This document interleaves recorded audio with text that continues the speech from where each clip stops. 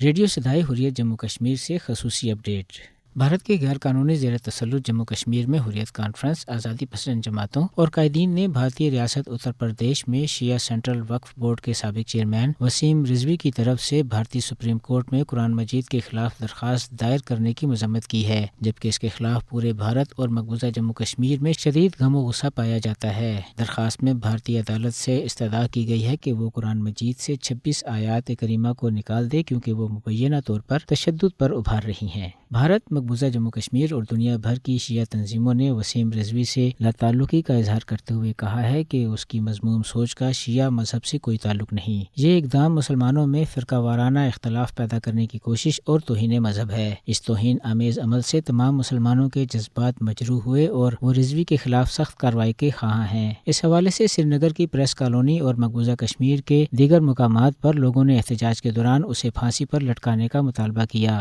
یاد رہے کہ وسیم رضوی نریندر مودی اور بھارتیہ جنتا پارٹی کا زبردست حامی ہے۔ وسیم رضوی نے بابری مسجد، 3 طلاق اور مدرسوں میں دینی تعلیم کے معاملات پر بھی بھارتی مسلمانوں کے اتفاق رائے کی مخالفت کی تھی۔ یہ درخواست اسلام کو بدنام کرنے، مسلمانوں کی حوصلہ شکنی کرنے اور فرقہ وارانہ فسادات بھڑکانے کے لیے بی جے پی اور RSS کی ایما پر دائر کی گئی ہے۔ دوسری طرف بھارتی فوجیوں نے سپور اور شوپیاں میں محاصرے اور تلاشی کی کارروائیاں شروع کیں، جبکہ شوپیاں اور ڈوڈا کے اضلاع سے 8 نوجوانوں کو مجاہدین کا ساتھی ہونے کے الزامات لگا کر گرفتار کر لیا گیا۔ اپڈیٹ ختم ہوا۔ اگرچہ بھارت کا جمہوری ملک ہونے کا دعویٰ شروع سے ایک ڈکوسلا تھا اور اس ملک میں مذہبی اقلیتوں کے ساتھ جانوروں سے بھی بدتر سلوک کیا جاتا رہا ہے، تاہم نریندر مودی کی زیر قیادت RSS کی فسطائی حکومت کے اقلیت خصوصاً مسلم کش اقدامات نے پوری دنیا میں بھارت کے سامراجی چہرے کو بے نقاب کر دیا ہے۔ گزشتہ چند سالوں کے دوران RSS حکومت نے اپنے ہندوتوا ایجنڈے کے نفاذ کے لیے جس طرح مذہبی اقلیتوں کے خلاف اعلان جنگ کیا اور ان کے تمام بنیادی انسانی، جمہوری، سماجی اور معاشی حقوق پر شب خون مارا، اس سے پوری دنیا کے انصاف پسند ممالک اور اداروں کو یہ احساس ہوا کہ بھارت جمہوری نہیں بلکہ ایک فسطائی ملک ہے اور مودی حکومت ہندو بالادستی کے نظریے کے لیے باقی تمام طبقوں کو ختم یا ملک بدر کرنا چاہتی ہے۔ سویڈن میں قائم وی ڈیم انسٹیٹیوٹ کی حالیہ رپورٹ، جس میں کہا گیا ہے کہ بھارت اب انتخابی جمہوریت نہیں بلکہ انتخابی آمریت ہے، اسی سلسلے کی کڑی ہے۔ اس وقت بھارت مکمل طور پر ہندوتوا دہشت گردی کے شکنجے میں ہے اور ان عناصر نے ہر ادارے پر قبضہ کر کے میڈیا، سول سوسائٹی سمیت تمام اداروں کا گلا گھونٹ دیا ہے۔ بے شرمی اور ڈٹائی کی انتہا یہ ہے کہ اس تمام لعنت ملامت کے باوجود بھی بھارت بے شرمی سے جمہوری ملک ہونے کا دعویٰ کر رہا ہے۔ جس ملک میں میڈیا زیر عتاب ہو، سیاسی مخالفین کو خاموش کرانے کے لیے ان پر جھوٹے مقدمات درج کیے جا رہے ہوں، مذہبی اقلیتوں کا جان و مال غیر محفوظ ہو اور ان کے عبادت گاہوں کو جلایا جا رہا ہو، اور سب سے بڑا تماچا کہ انسانیت کا قاتل وزارت عظمیٰ کے عہدے پر براجمان ہو، اس ملک کو جمہوری کہنا جمہوریت کی توہین ہے۔